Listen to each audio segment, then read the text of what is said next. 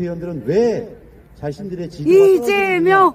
이렇게 이재명!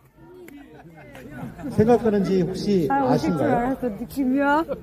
인사를 잘못하고 김건희 특검을 제대로 수용하지 않고 있기 때문에 자신의 지도가 떨어져 있다고 생각하지 않습니다. 오늘도 제가 아침에 TV 토론을 하면서 강승규 전 사회석 전 국회의원이 이야기하는 걸 들었습니다. 오늘 이재명 대표님 오셨는데요. 윤석열 정권의 국회의원들은 뭐라고 얘기하냐? 이재명 대표님을 구속시키지 못한 게 자신들이 지지도가 떨어지는 원인이라고 생각을 하고 있습니다. 대표님 나오시죠, 대표님. 황당한 일이지 않습니까? 그렇기 때문에 이들의 정치 검찰을 통한 어쩐지 일어나고 우리 싶더라. 이재명 대표님과 더불어민주당에 대한 탄압은 끝이지 않을 거라고 생각을 하고 계속적으로 강화되고 지속될 거라고 생각하는데 여러분 다 동의하시죠? 네. 그렇기 때문에 우리가 해야 될 일은 뭡니까? 더 열심히 싸워야 된다는데 동의하시겠죠? 저는 이제 내일 모레 15일 이재명 대표님의 선거법 사건에 대해서 우리 의원님들이 말씀하신 것처럼 명백히 무죄라고 생각합니다. 그런데 이게 이 무죄로 그칠 것이 아니라 조금 전에 말씀드렸던 것처럼 자신들의 지지도의 하락의 원인이 이재명 대표님을 구속시키지 못했고 제대로 된 제압을 하지 못했다고 생각하는 이상 그 탄압과 공안 탄압과 정치 검찰의 준동은 끝이 아니라 더욱 강화될 거라고 생각을 합니다. 그럴수록 우리는 해야 될 것은 이재명 대표님을 중심으로 더불어민주당이 국민 여러분들과 함께 더 강고한 대우를 갖추고 싸워 나가야 될 거라고 생각합니다. 저는 이번 토요일 3차 국민행동의 날도 그 기폭제가 되어서 반드시 윤석열 정권을 종식시키는 그날까지 함께 투쟁해 나가야 된다고 생각합니다. 여러분들과 함께 투쟁해 나가겠습니다. 함께 하십시다. 투쟁! 네! 감사합니다. 갑자기 얼음 되는 기분이야. 얼음. 자, 이 야밤에 많이 힘드실 텐데도 불구하고 우리 이재명 당 대표님께서 오셨습니다. 여러분. 이재명!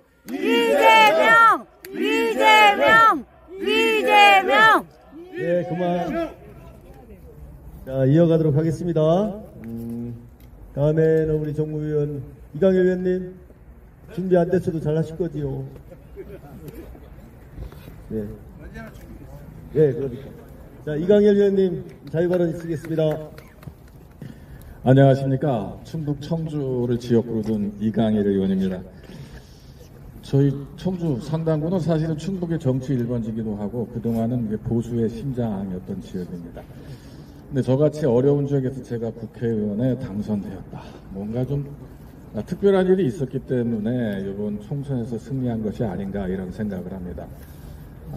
민심이 크게 요동을 쳤죠. 이번 총선에서 야당이 크게 이길 수 있었던 것은 국민들이 현 정부, 현 대통령에게 무엇인가 하고 싶었던 얘기가 있었던 것을 표로 표현했기 때문에 현 여당과 현 대통령을 심판한 그런 선거였던 것 같습니다. 대한민국이 굉장히 위기입니다. 사실 경제, 안보, 정치 어느 것 하나 제대로 가동되는 것이 없습니다.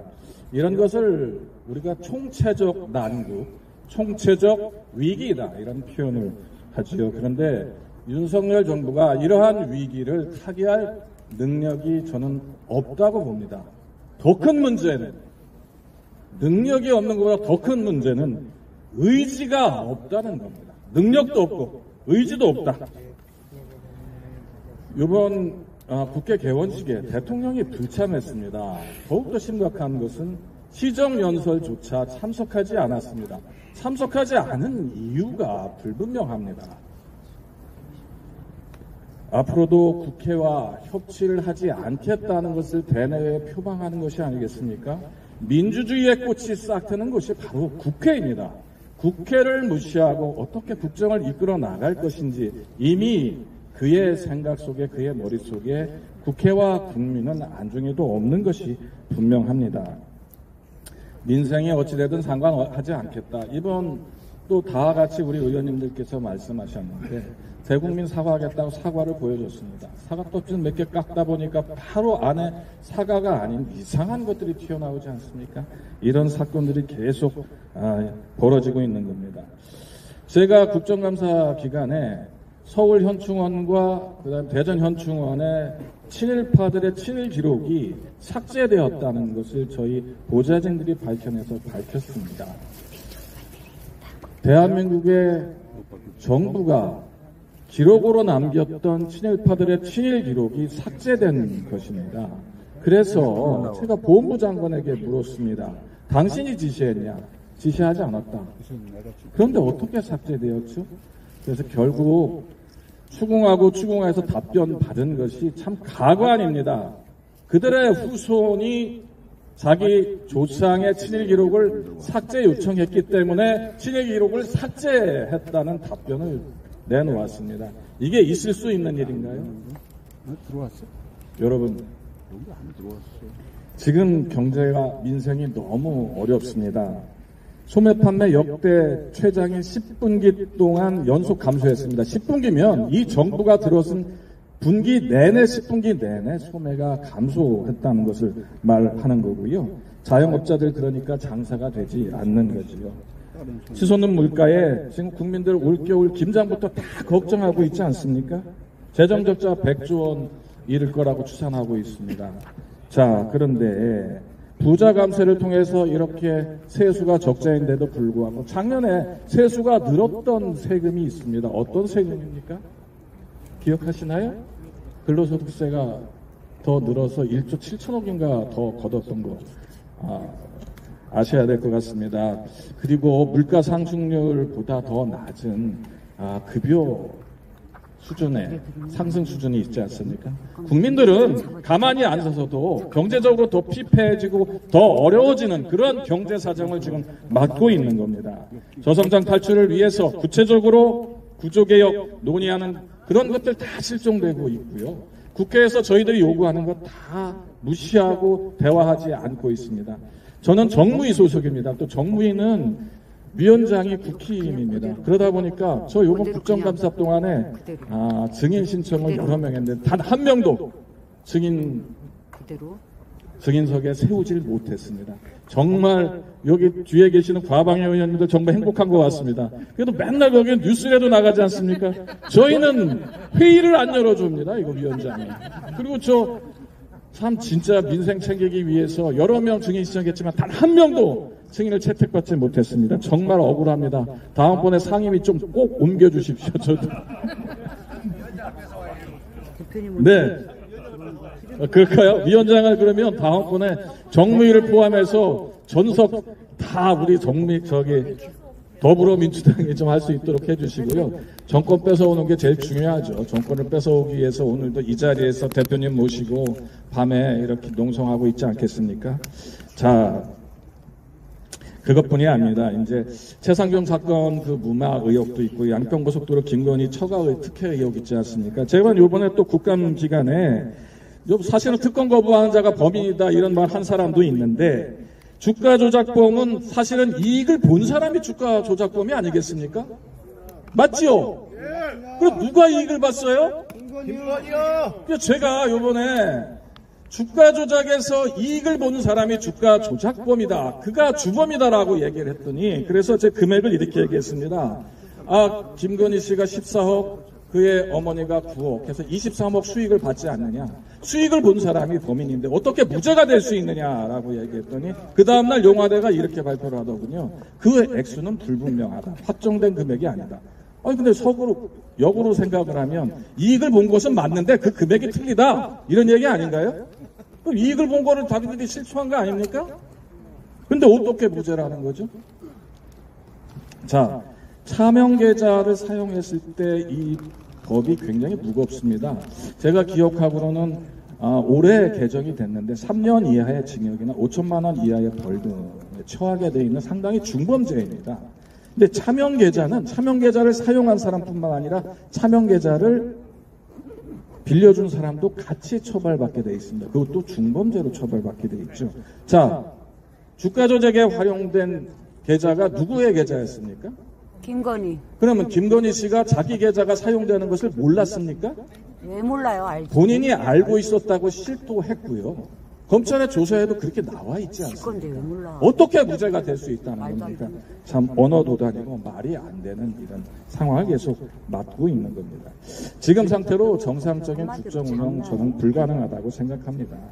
야당이 요구하는 특검 전면 수용해야 합니다. 그리고 인적 쇄신하고 국정기조를 180도 전면 개편해야 할 것입니다. 그것이 필요합니다. 대통령 하루빨리 결단하십시오. 더 나아가다는 임기를 다 채울 수 없는 상황으로 갈 수 있습니다.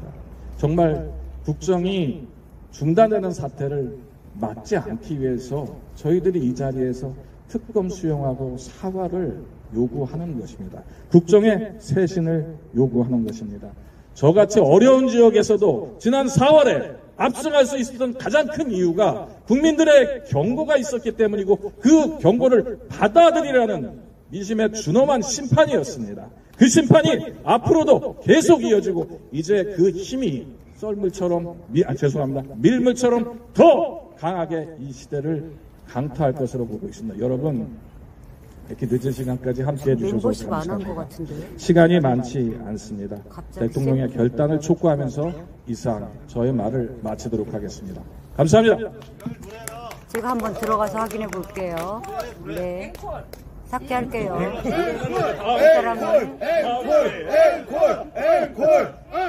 뭔 노래야. 죄송합니다. 이거 지금 노래하는 분위기가 아니라서 다음 기회에 하도록 하겠습니다. 아이, 왜 노래요? 참. 생뚱맞아 정말. 자, 우리 정무위 위원님들 이제 두 분 남으셨습니다. 두 분 남으셨는데 저희들이 뭘로 나왔냐? 예? 근데 9시 넘었어요. 지금 9시 넘었어요. 자, 이렇게 하겠습니다. 고 한번 몰랐어요. 하고 우리 다음 네 사람이 사회반은 몰랐습니다. 하겠습니다. 제가 참고로 잘 할게요.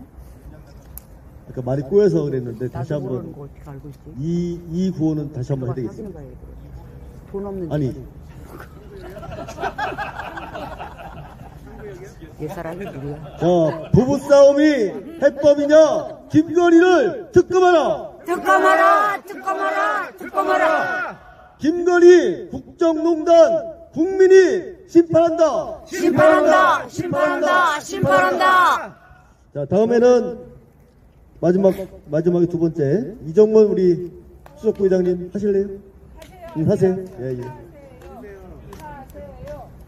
현재 우리 정책위 수석부의장을 맡고 계신 우리 정무위원이신 이정문 위원의 자유발언 있겠습니다. 목소리가 엄청 카랑카랑하시던데.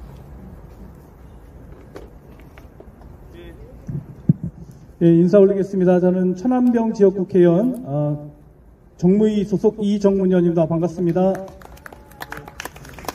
예, 이렇게 밤늦게까지 많은 분들이 또 앞에 계시는데요. 사실은 제가 요즘 저희 당의 정책위 수석부의장을 맡아서 당의 여러 가지 또 정책들을 또 조율하고 이렇게 여러 가지 역할을 하고 있어서 오늘 이렇게 또 많이 준비를 했어야 되는데, 예, 제가 평소에 알고 있던 내용이라든지 또 정무위 활동을 하면서 느꼈던 위주로 좀 몇 말씀 드리겠습니다. 제 지역구가 여러분도 제가 말씀드렸지만 우리 독립기념관이 있는 충남 천안인데요. 요즘 천안 독립기념관에 가면 그 뒤에 이렇게 단풍나무길이라고 해서 단풍도 져서 매우 아름답고 해서 저도 1년이면 몇 번씩 이렇게 그 길을 산책하곤 하는데 최근에는 사실 독립기념관을 가고 싶지가 좀 않은 마음이 좀 생겼습니다. 여러분들 아시겠지만 거기에 관장이 이상한 사람이 들어오시면서 진짜 거기에 대한 애정이 식으면 안 되는데 그런 게 됐는데 아시죠? 예, 김영석이라는 사람이 이렇게 관장으로 왔는데 아시겠지만 김영석이라는 그 분은 뉴라이트 사관을 가진 그런 분입니다. 저희 우리나라의 이 국가의 역사에 관련된 기관들이 많습니다. 국사편찬위원회도 있고 또 동북아 역사재단 등이 있는데 사실 이곳에도는 이미 뉴라이트 사관을 가진 분들이 이미 그 이사장이나 대표로 다 가 있는데 이 독립기념관이라고 하면 사실 우리 독립운동의 성지이자 이런 독립운동을 선양하고 이런 정신을 승계할 수 있는 그런 분이 사실 와야 되는데요. 심지어 이 독립기념관에 이런 뉴라이트 사관, 식민지 사관을 가진 분을 독립기념관장으로 보냈다는 것은 저는 도저히 정말 인정을 할 수가 없습니다. 그래서 저는 그 임명 직후부터 이 뒤에 계신 우리 정무위원님들, 특히 김용만 위원님을 비롯한 우리 많은 위원님들과 함께 그 임명 저지서부터 국감에 이르기까지 많은 의혹을 제기했지만 아직까지 그 김영석 씨가 독립기관장의 자리에 남아있다는 것 자체가 저는 정말로 수치스럽고 앞으로도 계속해서 그분의 어쨌든 퇴진 때까지 앞으로 계속 노력을 하겠다는 말씀을 드리겠습니다. 최근 또 아시겠지만 우리 독립기념관과 관련해서 국가보훈부에서 국내 민족 독립기념관이라는 또 이상한 또 사업을 들고 나왔습니다. 이렇게 제2의 독립기념관 사업이라고 일컬어지는 사업인데 말만 들으면 어쨌든 그런 선양기관을 설치하는 것이 왜 문제냐 이렇게 생각할 수도 있는데요. 근데 그 내막을 들여다보면 그 일단 지역을 우리 수도권 그중에서도 우리 서울에 설치한다는 것이고 또 그 위치가 여러분들 광화문을 이렇게 바라보면 오른쪽에 그 송년관장이라고 널찍한 그 자리가 있죠. 예, 그곳을 지금 그 전에는 이승만 기념관을 지금 만들려고 또 노력들을 하고 있는데 그 국가보훈부에서는 인정을 안 하고 있지만 그 지역을 염두에 두고 제2 독립운동 독립민족 독립기념관을 설치를 하겠다는 겁니다. 그런데 그곳에 설치하는 내용 자체가 이런 통상적인 내용이 아니라 쉽게 말해서 그 이승만 대통령을 비롯한 그런 이승만 대통령을 위한 그런 이승만을 위한 그런 기념관이 될 가능성이 높다라는 것입니다. 그래서 저희 정무위원회는 제가 또 마침 정무위원회 예산소위 위원장이고 내일하고 모레 그 예산을 포함해서 지금 심의를 할 예정인데요. 저희는 그 사업 자체의 부당성과 이런 부분을 낱낱이 이렇게 밝혀서 그 공간이 진짜 뉴라이트적인 또 앞으로 그 전시의 그런 공간이 되지 않도록 앞으로 노력하겠다는 말씀을 다시 한번 올리겠습니다. 그리고 특검과 관련해서는 우리 특검법이라는 것은 사실 예외적인 것이죠. 보통 검찰이나 공수처 수사로 공정하게 수사가 잘 이루어진다면 당연히 그거에 따라서 수사가 이루어져야겠지만 지금 아시겠지만 김건희 씨, 명태균 씨 사건 관련해서 김건희 도이치모터스 사건은 벌써 몇 년 동안 윤석열 정부가 들어서도 벌써 2년 반이 넘는 기간 동안 검찰이 제대로 또 공정하게 수사를 한 바가 전혀 없었고요. 또 명태균 씨 사건 같은 경우도 작년 10월인가부터 벌써 정치자금법서부터 여러 가지 의혹이 제기됐지만 결국 검찰에서는 검사도 없는 수사과에 처음 사건을 배정해서 묵혀두고 있다가 최근에 언론에서 여러 가지 내용이 나오면서 그 부분을 수사를 하고는 있지만 이게 지금 꼬리자리기 내지는 그런 식으로 끝날 가능성이 있다는 것이 또 가장 큰 지금 문제가 되는데요. 그래서 우리는 그럼 공정하게 검찰권으로부터 독립된 특검을 통해서 우리 수사를 하자 이런 그 제안을 하는 거고요. 물론 저희가 처음에는 13개 정도의 그 의혹을 특검법을 발의했지만 아시겠지만 이제 내일 모레 저희가 수정안을 아마 제출할 건데요. 거기에서는 도이치모터스 사건과 명태균 씨와 관련된 명확한 사건을 저희가 수사 범위도 줄이고 또 그동안 여당 측에서 강하게 요구했던 그 특검 추천권의 중립성과 관련해서 대법원장이 4명을 추천하면 저희가 2명을 선택해서 또 대통령이 임명하는 식으로 해서 최대한 공정성도 기할 수 있는 그런 법을 준비했다 그런 말씀을 드리고요. 어쨌든 이번에는 국민의힘에서도 이 특검법에 대해서는 한동훈 대표가 또 예전부터 말씀해왔지만 어쨌든 받아들여야 된다고 저는 보고 만약 내일 모레 또 당연히 이제 내일 모레는 통과가 되겠지만, 또 대통령이 거부권을 행사를 하면 28일 날에는 반드시 그 제2요구를 통해서, 우리 제2결을 통해서 특검법이 관철될 수 있도록 우리 민주당을 포함한 야당, 그리고, 국민의힘 의원님들 중에서도 아마 내심으로는 이 법이 통과돼야 된다고 생각하는 분들이 아마 많을 텐데요. 그분들을 최대한 설득을 해서 반드시 통과돼서 정의가 되살아날 수 있는 그런 상황이 될 수 있도록 저도 노력하겠다는 말씀을 다시 한번 드리겠습니다. 하여튼 우리 특검법 반드시 통과해서 우리 역사, 정의 바로 세우는 그런 기회가 됐으면 좋겠습니다. 네, 감사합니다. 네, 정무위원 한 분 남았는데요. 좀 아까 우리 이재명 당대표님은 삼창을 했고요. 내일 또 특검법을 상정해서 또 의견을 봐야 되고, 또 예산이나 법안이나 앞으로 연말 연시에 제일 분주하신 분이 계십니다. 우리 박찬대 원내대표님 힘내라고 우리 3번 외치는 거 어떻겠습니까? 네. 제가 밥도 못 사드리고 해서 이럴 때. 네. 자, 시작하겠습니다. 박찬대! 박찬대! 박찬대! 박찬대! 마지막으로 우리 정무위원 중에 우리 정무위원의 스타, 우리 전준호 의원님 마지막으로 발언 있겠습니다. 이동수 선배님은 하실래요? 아까 안 하신다고 했는데. 건강 때문에 안 아까 감기 기운 있어서 안 하신다고 굉장히 했는데. 심하신 것 같은데. 식사 못 하셨어요?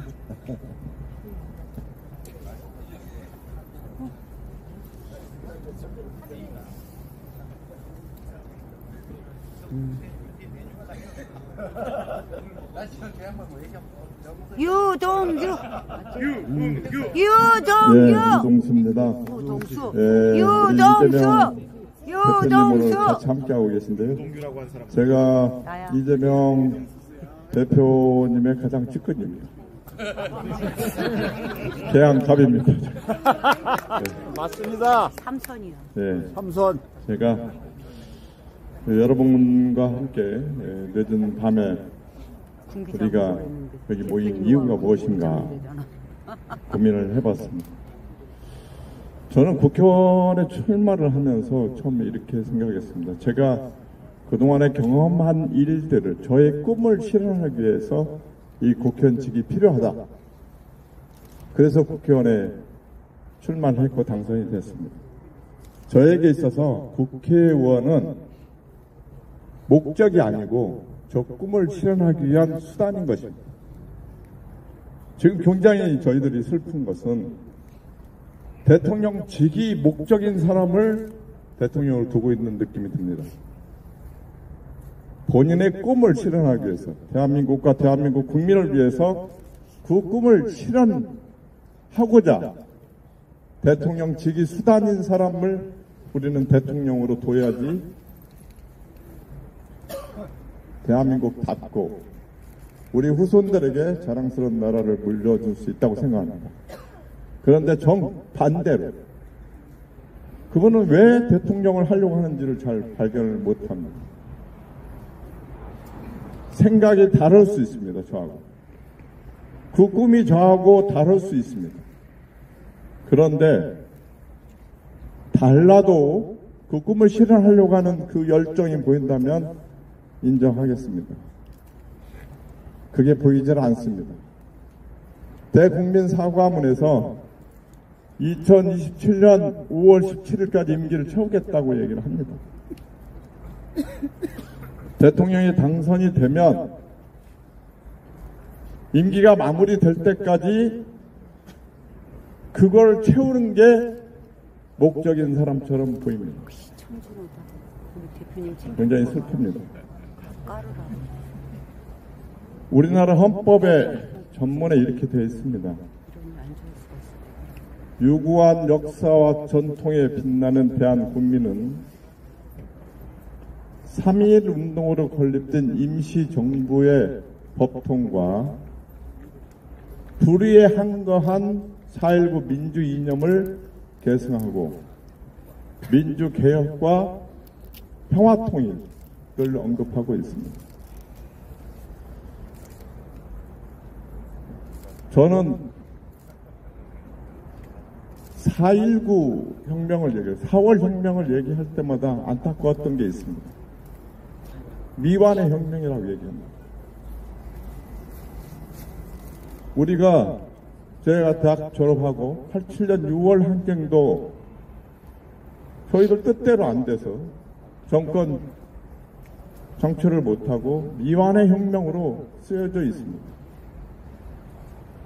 2016년 우리가 1,500만 국민들이 모두 모여서 외쳤던 촛불혁명도 저는 미완의 혁명이라고 얘기합니다. 우리가 검찰개혁을 통해서 모두 법 앞에 평등한 나라를, 모든 국민은 법 앞에 평등한 나라, 헌법 제11조가 지켜지기를 바라고 있는데 검찰개혁에 실패하면서 우리는 지금 미완의 혁명을 경험하고 있는 것입니다. 1,500만 국민이 들어섰는데요. 다 일어서서 외쳤던 그 세계사적으로 혁명적 사건을 미완의 혁명으로 그쳐버리는 것이 제가 3선 국회의원 하면서 가장 부끄러운 일입니다. 0.73% 표차가 이렇게 나라를 바꿀 줄은 몰랐습니다.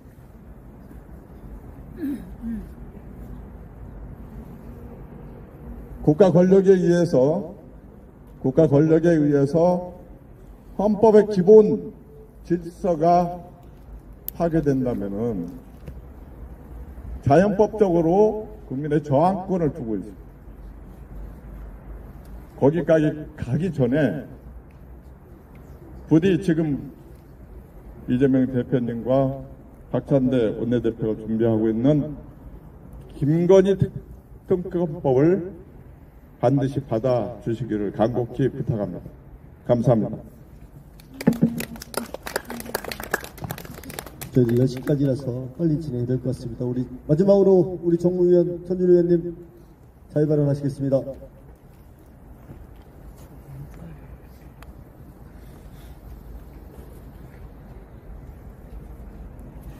천준호!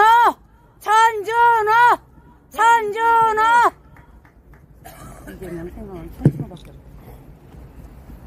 네, 서울 강북구 갑 출신 정무위원회 소속의 천준호 의원입니다. 반갑습니다. 네, 오늘 언론 보도를 통해서 알려졌습니다. 김건희 여사가 500만 원이 든 돈봉투, 그 돈봉투에는 코바나 콘텐츠라고 새겨져 있다고 합니다. 그 돈을 명태균 씨에게 전달했다라는 것을 확인한 본 사람들의 증언이 검찰에 진술되었다라고 하는 보도가 나왔습니다. 김혜경 씨가 했고 미래한국연구소의 강혜경 씨가 했고 미래한국연구소의 김태열 전 소장이 그렇게 이야기했습니다. 근데 그 봉투의 사진도 지금 확보가 되어 있다고 합니다. 지난 대선 당시에 여론조사 경선과 대선 본선 여론조사를 했던 총 비용이 3억 7,500만 원이라고 합니다. 그 금액에 해당하는 대가였는지 아니면 감사의 표시였는지 그 수사를 통해서 밝혀져야 할 부분이라고 생각하지만 결국 부족한 돈은 나중에 김영선에 대한 공천으로 대가를 치른 것이 아닌가라고 하는 의혹이 잦아들지 않는 상황입니다. 정치자금법 위반 또는 뇌물죄에 해당되는 사안이라고 봐야 할 상황입니다. 자, 그렇다면 이 상황에서 검찰이 해야 될 일은 첫 번째로 무엇입니까, 여러분? 네, 압수수색이죠. 바로 압수수색에 들어가야 되는 겁니다. 그런데 검찰은 잘 아시는 것처럼 그동안 김건희 여사에 대해서만큼은 어떠한 형태의 강제수사, 압수수색을 한 번도 한 적이 없습니다. 도이치모터스 주가 조작 사건과 관련해서도 압수수색을 한 것처럼 국민들을 속이다가 결국에는 들통이 나지 않았습니까? 지금도 가장 필요한 것은 그와 관련된 압수수색을 통해서 증거를 확보하는 그런 과정이 있어야 된다고 생각합니다. 근데 여러분, 압수수색 안 하는데 어떻게 해야 됩니까? 네, 그래서 특검해야 특검이 꼭 필요한 것입니다. 맞습니다. 저희가 국민의힘이 특검을 반드시 수용하기 위해서 특검과 관련된 수정안을 하려고 합니다. 첫 번째로는 특검과 관련해서 대법원장이 추천할 수 있도록 하는 추천 권한을 주려고 합니다. 그리고 수사 범위도 축소시키려고 이렇게 준비를 하고 있습니다. 국민의힘이 도저히 받지 않으면 안 될 수밖에 없는 그런 조건을 만들려고 하는데, 여러분, 한동훈 대표와 국민의힘이 이걸 받을 것 같습니까? 절대 안 받을 것 같습니다. 제가 봐도. 한동훈 대표 완전히 쫄았습니다, 지금. 그렇죠? 네. 한때는 김건희 여사 문제를 해결한 것은 국민 9대1이 원하는 이슈다, 이렇게 이야기했습니다. 그런데 어느 날 갑자기 김건희 여사 문제 해결한다면서 들고 나온 게 뭡니까? 특별감찰관이라는 거 들고 나왔습니다. 여러분, 특별감찰관은 지나간 일에 대한 일을 하는 것이 아니라 앞으로 있을 일에 대한 예방을 위해서 필요로 하는 것입니다. 그리고 더 문제가 확대되지 않도록 그것을 잘 관리하기 위해서, 문제 가능성이 있는 문제를 관리하기 위해서 필요로 한 것이 특별감찰관입니다. 이 문제로는 과거 김건희 여사의 여러 문제들, 국민들이 걱정하고 의혹을 갖고 있는 많은 문제들을 하나도 해결할 수가 없습니다. 근데 지금은 국민의 눈을 속이고 있는 것입니다. 특별감찰관으로 국민의 눈을 속이고 국면을 전환하는 그런 역할을 하고 있다. 과거 박근혜 정부 때 우병우, 그때 이석수라고 하는 특별감찰관이 임명이 됐는데, 결국 그 사람이 한 일은 우병우 민정수석도 넘어서지 못하고 그 사람 고발하는 것을 끝으로 자기 임기를 마치고 사퇴를 하고 말았습니다. 따라서 내일 국민의힘에서 특별감찰관을 임명하니 마치 그것이 뭔가 대단한 것처럼 그와 관련해서 내부 갈등이 있니 없는, 저는 대국민 쇼를 하고 있다고 생각합니다. 그거 되나 안 되나 아무 의미가 없는 것입니다. 지금 이 의혹을 해결하는 데는 전혀 도움이 안 될 텐데, 마치 뭔가 대단한 일을 내부에서 합의하고 논의하고 있는 것처럼 사실은 보여주기를 하고 있다. 저는 그렇게 생각합니다. 오늘 이 자리에 대표님도 계시고 원내대표님도 계시지만, 당의 입장은 아니지만 저는 이 얘기하고 싶습니다. 지금 국민의힘에서 특검만 안 받는 명분 중에 하나로 비토권 이야기를 하고 있습니다. 우리 당이 대법원장이 추천한 4명 중에서 정말로 이 사람들은 특검을 할 수 없다고 생각한 사람을 비토권을 가질 수 있도록 하는 조항을 특검법에 넣으려고 이렇게 생각을 하고 있습니다. 그걸 이유로 해서 특검법 받을 수 없다, 이런 이야기도 하고 있는데요. 저는 당당하게 그 비토권도 내려놓자고 이야기하고 싶습니다. 그거 내려놔도 국민의힘 절대로 못 받습니다. 한동안 절대로 못 받을 겁니다. 왜? 이미 대통령한테 완전히 지금은 짓눌렸다 이렇게 생각을 합니다. 그래서 저는 내일 만약에 국민의힘이 이 표결에도 저는 들어오지 않을 거라고 생각을 하는데요. 내일 이 특검 법안이 표결을 통해서 통과가 되면 28일까지 우리에겐 14일간의 시간이 있게 됩니다. 그 과정에 사실은 제2투표 때까지 국민의힘 의원들을 살살 구슬리고 달래고 설득할 생각을 저는 할 수 없다고 생각합니다. 그렇게 해서 넘어오지 않는다고 생각합니다. 국민적인 압력이 필요하다고 생각합니다. 그래서 이번 16일 집회에 정말로 많은 국민들이 함께 참여해 주셔야 한다고 생각을 합니다. 그래서 국민이 얼마나 무서운지를 국민의힘 의원들에게 똑똑하게 보여줘야 되고, 윤석열에게 그것을 확인시켜줘야 한다. 그리고 그 힘으로 이거 무서워서 안 되겠다, 이대로 가만히 있다가는 제2투표에서 김건희 특별법 처리 안 했다가는 우리 큰일 나겠다라고 하는 위기의식을 국민의힘이 갖도록 만들어야만 28일날 제2투표 과정에서 처리될 가능성이 있다고 생각합니다. 그래서 앞으로 있을 14일간 정말로 혼신의 힘을 당해서 투쟁해 나가는 것이 필요하다, 이 말씀 꼭 좀 드리고 싶습니다. 제가 요 얘기를 중심으로 하려고 했는데 한 두 가지 얘기만 더 좀 드리도록 하겠습니다. 11월 7일 날 윤석열이 대국민 담화를 통해서 사과를 했습니다. 처신에 문제가 있었다. 그런데 11월 9일 날 여러분 잘 아시는 것처럼 태릉에서 교통을 통제하고 골프를 쳤습니다. 정말 국민에게 진정성 있는 사과를 했다면, 그리고 처신에 문제가 있다고 생각을 했다면, 적어도 골프를 치는 대신에 어떻게 민생을 살릴지, 그리고 민심을 얻을지를 고민하고 생각하는 시간을 가졌어야 되는 게 아닌가 생각합니다.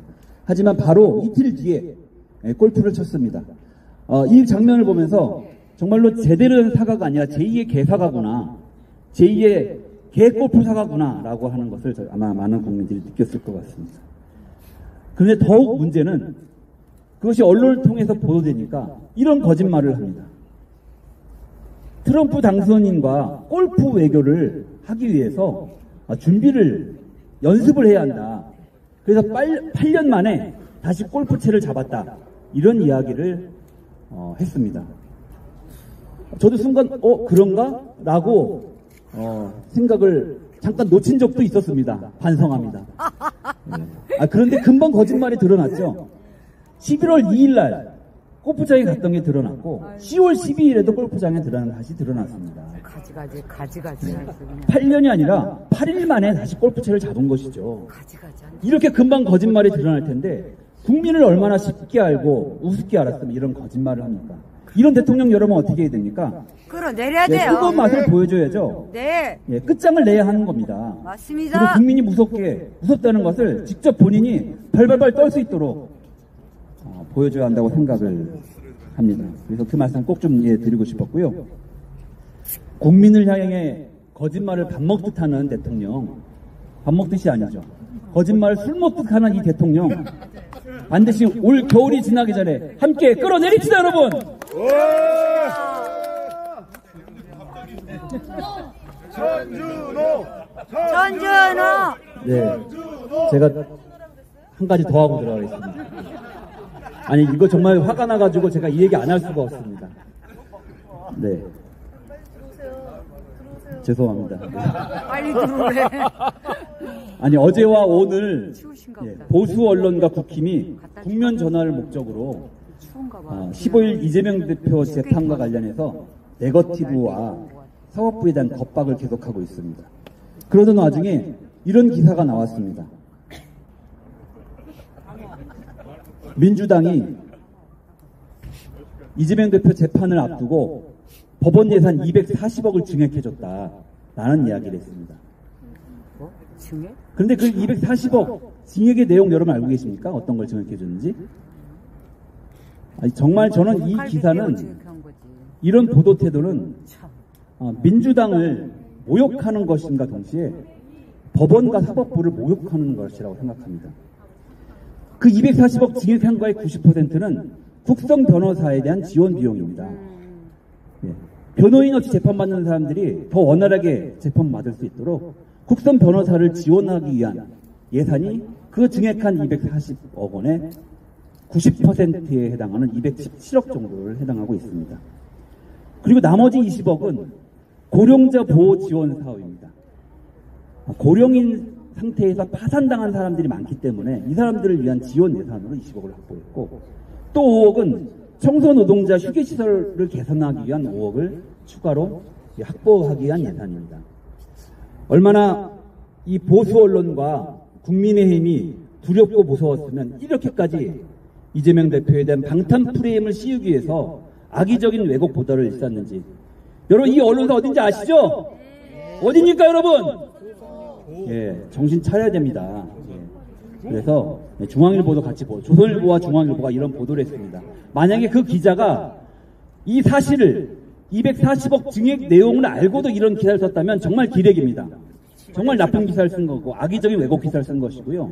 만약에 모르고 이런 기사를 썼다고 하면 저는 정말 취재 제대로 하고 기자 처음부터 다시 공부해야 한다, 이렇게 말씀을 좀 드리고 싶습니다. 이런 어렵고 험난한 과정을 뚫고 우리가 반드시 올겨울 함께 똘똘 뭉쳐서 승리합시다. 감사합니다. 자, 이상으로 정무위원회 자유발언을 마치도록 하겠습니다. 고맙습니다. 우리 김현 의원님께, 간사님께 마이크를 넘기겠습니다. 대표님 이야기 좀 하지. 네, 정무위원님들 고생 많으셨습니다. 네, 저희는 이제 30분 정도 남았잖아요. 30분이나 남았어. 예, 우리는 그래도 이재명 대표님 말씀 한마디 들어야 되는 거 아닌가요? 아, 예, 알겠습니다. 그러면 저희는 저 뒤에 정동영 의원님 얘기부터 듣겠습니다. 그래서 못하시는 거죠.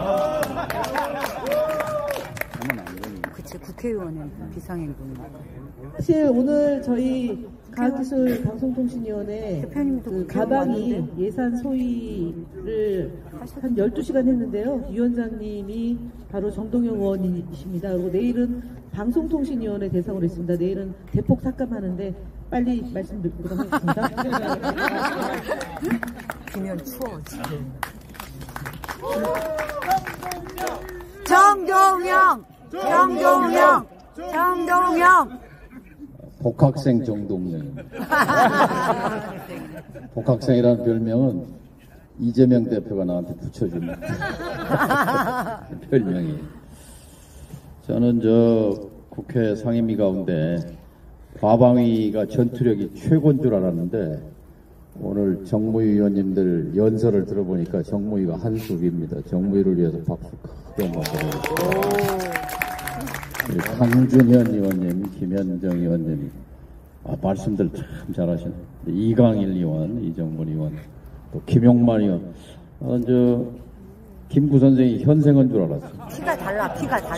증손자를 통해서 우리 유동수 의원님, 천준호 의원님, 김태선 의원님, 박상희 의원님, 김남근 의원님이 포문을 선물하셨는데 불쌍하긴 해요. 증인을 한 사람도 채택을 못했다니 그 상임위에서 과방위 160명. 다음번에 우리 찬대 대표님 꼭 정무위원장을 꼭 우리가 바꾸도록 해주시기 바랍니다. 그리고 과방위는 무엇보다도 해방후의 최고의 상임위원장 우리 최민희 위원장을 동의하시는 분만 박수. 네. 최민희보다 더 독한 간사 김현희가 또 있습니다.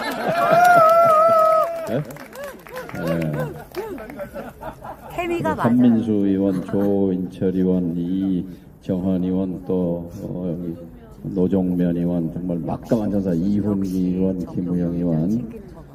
김우영 의원 한마디에 그냥 떨어요.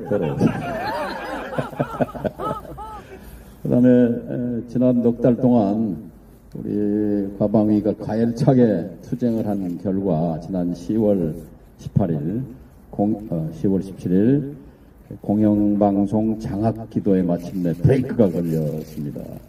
그것은 또 크게 보면 윤 정권 들어서서 2년 6개월 만에 윤석열 정권의 법치 파괴에 확실하게 제동이 걸린 서울행정법원이 방통위 2인 구성을 위법이다 이렇게 철퇴를 내렸는데 그것은 전적으로 과방위에 이렇게 똘똘 뭉쳐서 싸운 공이라고 생각하는데 동의하시면 박수 한번 주시기 바랍니다. 방통위가 사실 국민들 별로 이름도 잘 몰랐는데 유명해졌어요. 얼마 전에 시사인 잡지에서 국가기관 10군데를 대상으로 신뢰도 조사를 했는데 꼴찌 1등이 역시 이제 용산 대통령실이고 그 다음에 검찰이 3등입니다. 근데 검찰보다 꼴찌에서 용산 다음으로 더 불신을 받는 기관이 방통위예요. 그래서 용산, 방통위, 검찰 뭐 이런 순위였어요. 어쨌든 이 법원이 서울행정법원이 상식에 근거한 판결을 했는데 그런 기조가 이어진다면 내일 모레 선거법 심판도 당연히 무죄가 될 것이라고 생각합니다. 여러분 그렇게 확신하시죠?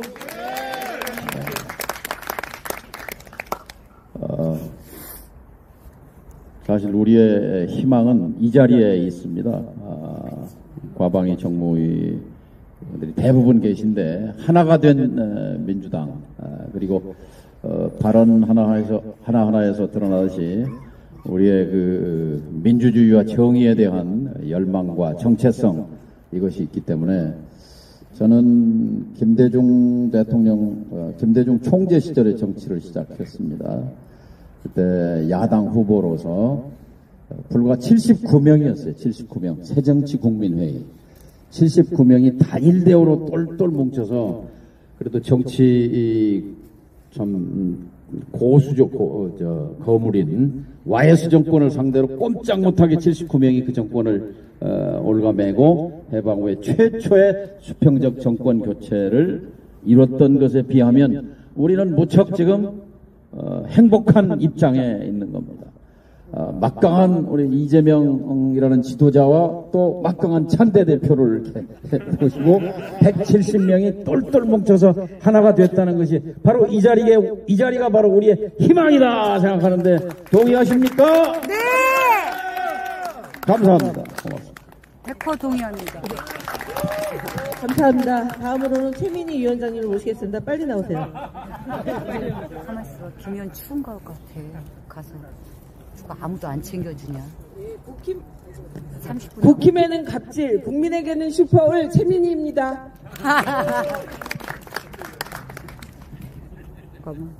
저는 저희 과방위에는 정말 열심히 일하는 초선의원들이 많습니다. 그래서 저는 어떤 마음으로 제가 일하고 있고 앞으로 할 것인가를 잠깐 읽고 들어가겠습니다. 작은 일도 무시하지 않고 최선을 다하다 보면 정성스럽게 된다. 정성이 깃들면 겉에 배어나고 겉에 배어나면 밖으로 드러나고 밖에 드러나면 이내 밝아지게 되고 이내 밝아지면 남을 감동시키게 되고 남을 감동시키면 변하게 되고 변하면 생육된다. 그러니 오직 세상에서 지극히 정성을 다하는 사람만이 세상을 변하게 할 수 있는 것이다. 중용 23장입니다. 화이팅! 네, 감사합니다. 다음으로는 김우영 의원 모시겠습니다. 빨리 나와주십시오. 빨리 나오래. 빨리 나오래. 안 나오면 쳐들어. 안 나오면 맞는다. 막. 안녕하십니까. 안 나오면 네, 김우영입니다. 추워. 네, 제가 과방위에서 사실은 김현 간사 옆에 서가지고 뭔가 보조 역할을 한다고 들어갔는데 제가 이제 2010년 2월까지 여기 국회 보좌관으로 있다가 14년 만에 돌아왔거든요. 돌아와서 국회 단상에 가니까 옛날 MB 악법 저지투쟁, 미디어 날치기 저지투쟁, 여기 국회에 돌아와서 제가 14년 동안 구청장, 관료 이런 걸 하면서 되게 통합적이고 화해적인 그런 사람이었는데 딱 이틀 만에 옛날 그 투쟁 정서가 다시 살아나가지고 가끔 과잉 좀 발언을 해서 정말 죄송합니다. 근데 저는 그렇습니다. 세상이 대통령 한 사람 잘못 뽑아가지고 이 전 대한민국의 운영 구조와 이 사회의 모든 것들이 재난 상태에 빠졌지 않습니까? 우리 대한민국 법에 재난 및 안전관리 기본법이라고 있습니다. 거기에 보면 재난은 두 가지가 있어요. 자연 재난, 두 번째는 사회 재난. 저는 윤석열, 김건희는 사회 재난이라고 생각합니다. 재난이 발생하면은 시끄럽게 소리를 질러야 돼요. 모든 사람들이 알 수 있도록 불이야 해야 됩니다. 불이야. 윤석열, 김건희 그 일당은 대한민국의 모든 역대 독재 정권을 포함한 모든 정권에서도 가장 포악하고 가장 무능하고 가장 몰염치한 인간들입니다. 그런 인간들한테 제가 저자라 했습니다. 저자. 그랬더니 덤비더라고요. 그래서 제가 이렇게 왔습니다. 저는 후회하진 않습니다. 후회하진 않고 다시 그 상황이 오더라도 저는 대중의 속마음으로 분노를 표현할 것입니다. 네. 그리고 국회는 국민의 민의의 전당이지만 모든 민의를 국회가 다 해결할 수 없습니다. 민의는 민의 그 자체가 전부입니다. 따라서 국회의 모든 것을 맡기고 거기에 의존해서는 안 됩니다. 우리가 최선을 다하겠지만 국민 여러분들은 주권자로서 본인들의 주권을 찾기 위한 행동을 하셔야 됩니다. 옛날 김대중 대통령이 말씀하셨듯이 벽에다 대고 욕이라도 하고 주말 되면 가족 단위든 친구 단위든 놀러라도 집회 근처에 오셔가지고 노셔야 됩니다. 그래가지고 압력을 넣어주셔야 여기에서 국회에서 낮에는 반윤하다가 저녁에는 친윤하는 이 보수 국힘 의원들을 뒤흔들어 놔야 됩니다. 그들이 유일하게 움직일 수 있는 근거는 국민적 압력입니다. 그들이 다음 선거에 대선에 도전할 수 있도록 하려면 국민들의 요청을 들어야 되고 그러려면 국민들이 행동하시고 움직여 주셔야 됩니다.